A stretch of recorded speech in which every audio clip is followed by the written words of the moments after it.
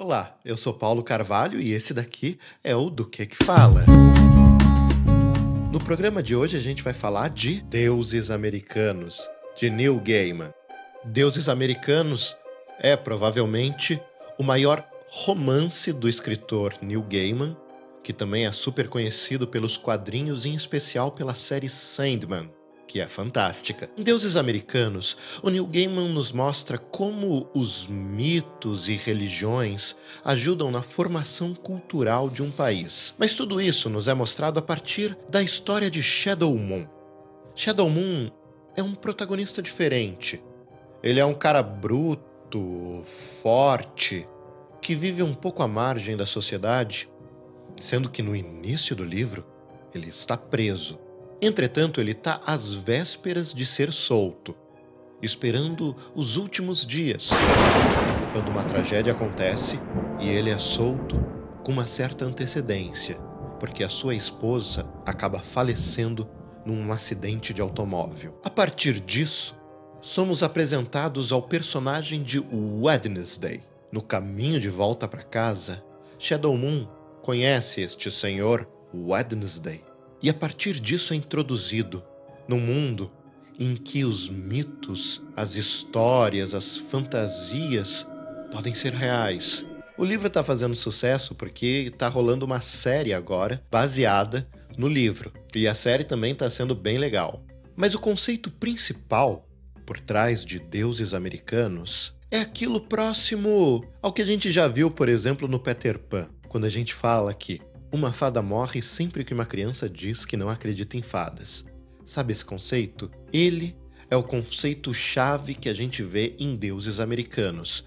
Porque o que dá poder aos deuses são as pessoas.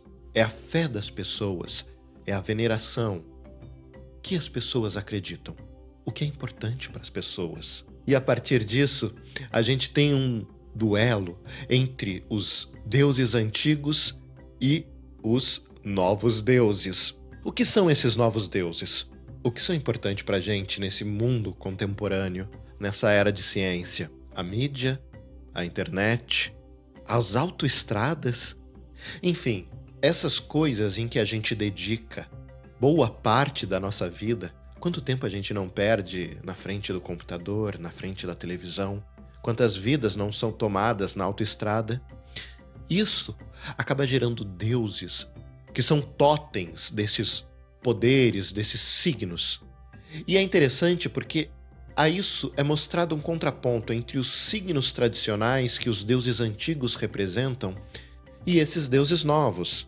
Além da história de Shadow Moon, entre os capítulos, há pequenas histórias contando a origem de como vários deuses chegaram à América, que é a nação onde se passa a história. E é interessante porque o Neil Gaiman, na verdade, é um inglês.